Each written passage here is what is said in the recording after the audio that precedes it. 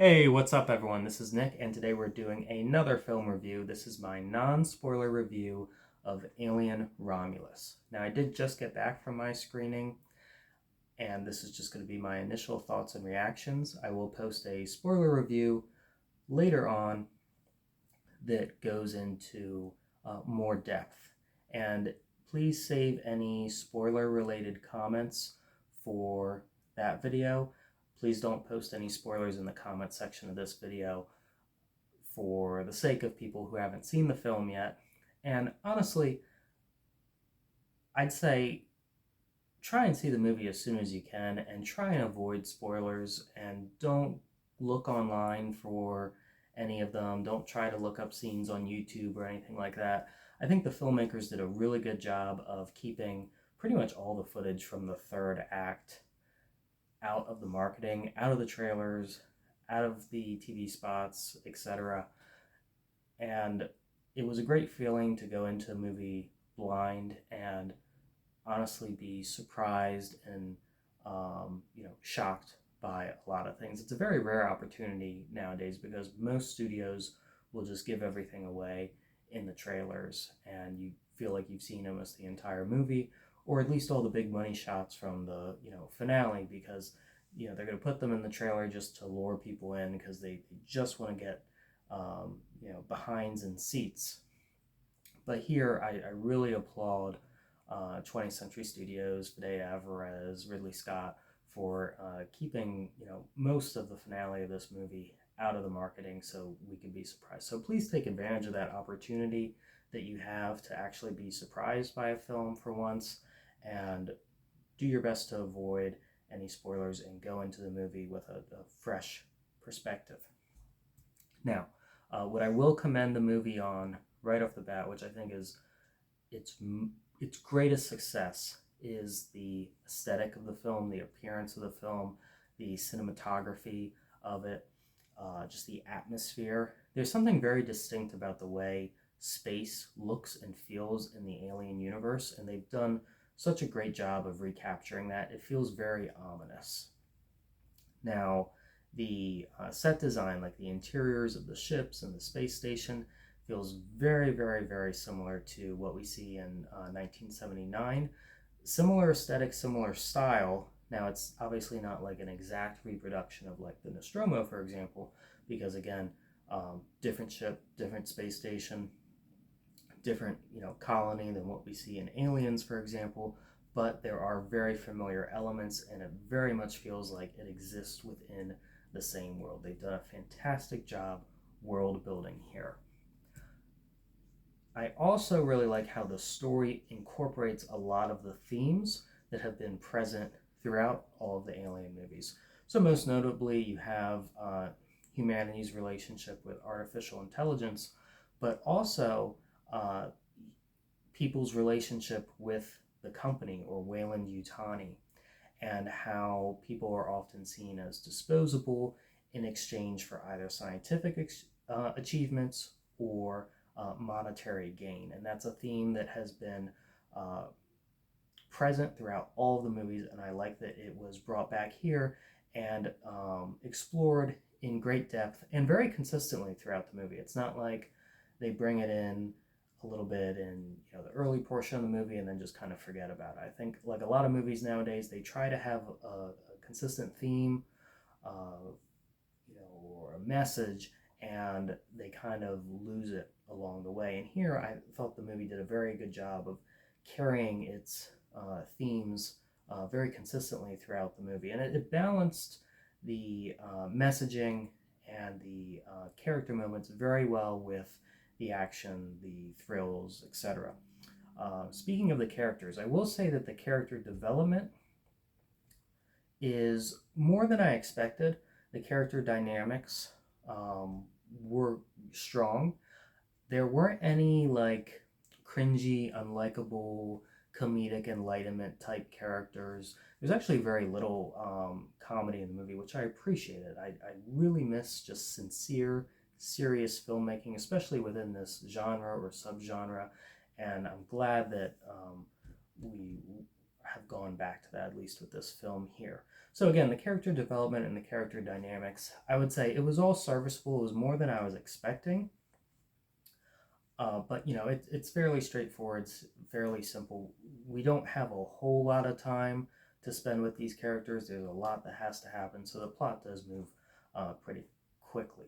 Um, I will still say, like, my favorite characters in the series, obviously other than Ripley, would be Shaw and David. I think that they were really, really well written characters, especially in Prometheus. Wish we could have seen more of them.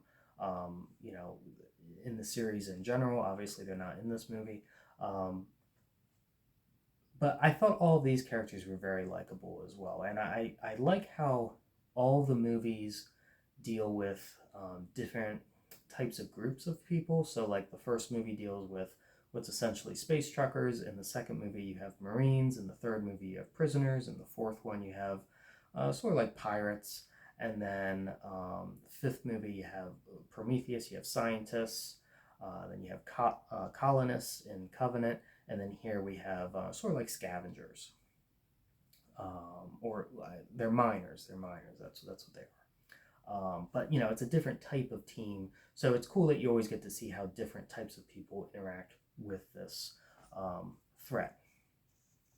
So the acting was really good from all of the characters. And again, I said there wasn't anyone that was like really annoying or unlikable. I liked everybody. I felt for everybody. You didn't want to see anything bad happen to anybody in this film, and that's a really important thing. But I thought that everybody's decision making was very logical. Like, there was no like, oh my gosh, you're really going to do that, or you're really going to go in there, or why would they do this? Which you typically find yourself saying a lot with these types of movies. Even in some of the better, sci-fi horror films, you have characters making really stupid decisions. But here, I thought everybody behaved very, very logically. It was really just kind of like, oh, you're in the wrong place at the wrong time, and that's why these things are happening. So I did like the characters. I thought they were very, very strong. Now, I do honestly feel that this movie should win some kind of award for like set design, visual effects, something like that. I think visual effects, honestly, it's between this movie and Dune Part 2. And I would even say that my personal favorite film of the year right now is between Dune Part 2 and Alien Romulus. I'm leaning a little bit more towards Dune Part 2 because I find that to be a virtually flawless movie that I had no real issues with. And Alien Romulus, I have a few small minor issues with. There's a few things that I'm kind of undecided on that I kind of need to let digest, that we'll go over more so in the spoiler review. But it is still a very, very strong film. Now, another really great strength of it is the music. And this is something I was very curious about going into the movie, because a lot of big movies will post, at the very least, some samples of some tracks from the soundtrack, the musical composition for the film, or they'll post like the whole soundtrack close to the film's release, like a couple days leading up to it. Like Hans Zimmer's score for Dune Part 2, for example, you could listen to a couple scores of the tracks of that score in the days leading up to the release of that film. And here, I couldn't find anything like that over the last couple days. So I was really curious. I'm like, is it going to be a musical score that sounds a lot like the original music by Jerry Goldsmith? Or, is it going to pay homage to the Aliens score by James Horner? Is it going to be something entirely new? And honestly, I'm happy to say that the film score feels something very distinct, very new. I feel like if it tried to be too much like the Jerry Goldsmith or the James Horner score, it would have felt a little too retro. I, of course, like the retro tech set design, but I felt like if they had like a very 70s or 80s sci-fi sounding soundtrack. It would maybe take it a little too far in that direction. Honestly, this soundtrack feels very, very John Williams. It reminded me a lot of like Jurassic Park. Not necessarily like the main theme that you think of when you hear Jurassic Park, but just like little musical cues. If you remember in the original Jurassic Park, like when Dennis Nedry pulls open the cryo chamber holding the little embryos, just this little musical cue that plays, and like all the little details in the instrumental play that's going on when he's pulling each individual vial. I thought of that a lot during this movie. I was like, this feels very John Williams, um, but John Williams when he's doing like a darker, more serious film, like a creature feature, not like E.T. John Williams or Star Wars John Williams. More Jaws, So that I really appreciated here. Now there are still a few brief musical callbacks. So if a particular character or location is mentioned, there'll be like a brief little flutter in the composition where you might hear a familiar musical theme from one of the previous films, and I really appreciate that. That was a nice little touch. Now, some people are saying that they think that the first third of this movie is a little too slow, that there's too much of a build-up. I thought it was just fine. I thought the whole movie moves really, really, really quick. Like when it was over, I'm sitting there thinking like, was this movie only like 45 minutes?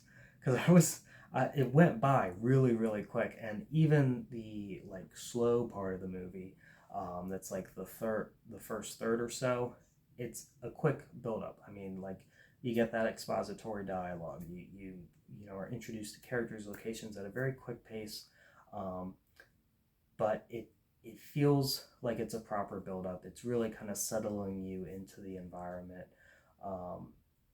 And I also see some complaints that the creatures don't show up as soon as people would like them to. I'll just say this: the creatures show up at about the same runtime point that they do in Alien and Aliens. Can't quite remember like with Alien 3 or Alien Resurrection when we get like a good look at some xenomorphs, but in the first two movies they show up at about halfway point, and that's about where things are going nuts in this film, and it feels like that's about right. Now, the plot of this movie, I'm not going to go into any specifics. I will say that it feels like an Aliens comic, like one of the better comics mixed with like maybe one of the better games. So think of like the games from the 90s that had a very kind of spooky tone to them, but were very action heavy, and they balanced the action and the creepy atmosphere very well. And again, like those Dark Horse comics where they kind of have like some wacky weird plots, but overall they're very inventive and they help build the lore, expand the lore. One thing I do really, really like about this plot is it feels kind of like the greatest hits of Aliens. I mean, in the marketing they're really pushing hard that this is a tribute to the original film and to some degree the second film, but it is very heavily inspired by Aliens, Alien 3, Alien Resurrection, Prometheus, Covenant, etc. And a number of comics and video games.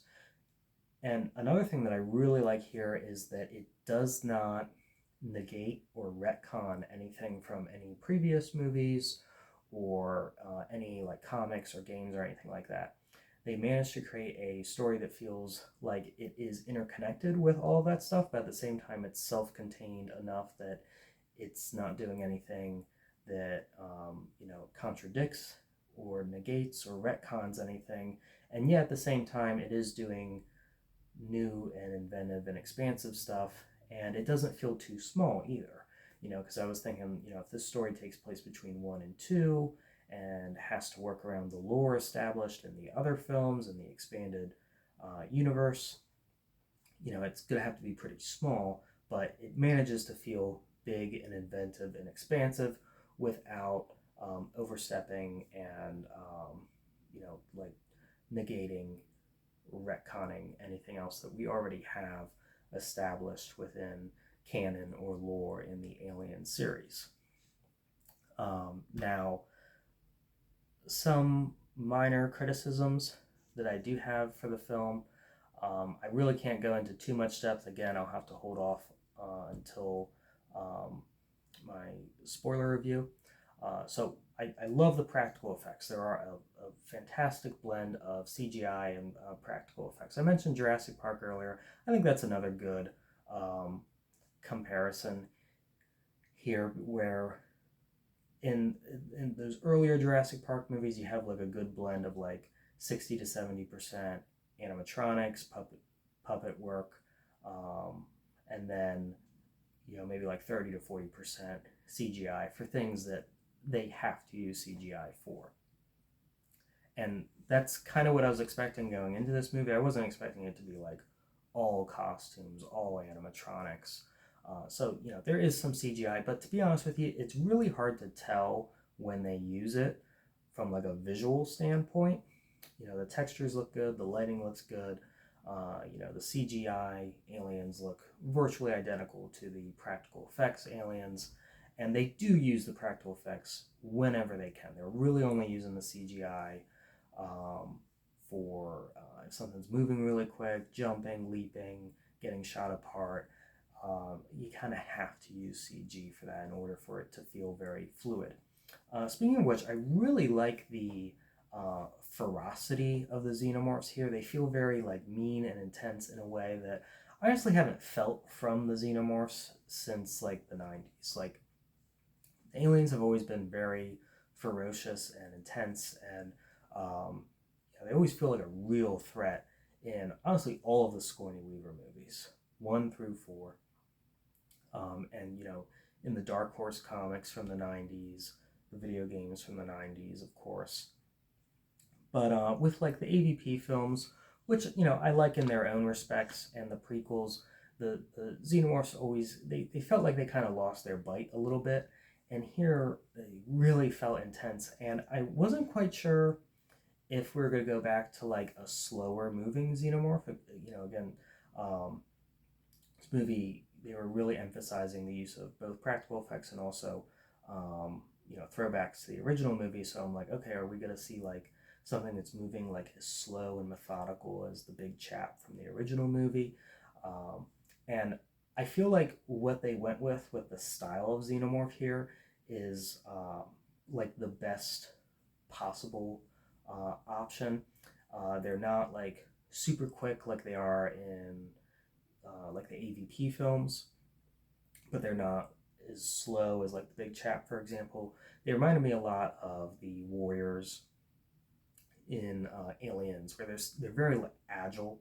They're jumping around, they're crawling around, but there is still like an elegance to their movement, and they're kind of like slow and moving in kind of like sharks. They're the way they kind of like circle their prey, and it reminded me of like the scene when Ripley steps into the Queen's nest and they're kind of like slowly creeping in, or when you first see them coming out of the walls in Alien. So I really, really liked the approach of the xenomorphs here. I thought it was kind of like the right balance with how they move, how quick they are, how much of them you see. Honestly, every shot of a xenomorph here is one of the best shots of the aliens. Like, there's just some of them are really, really quick, and I'm like, oh my gosh, that's so awesome.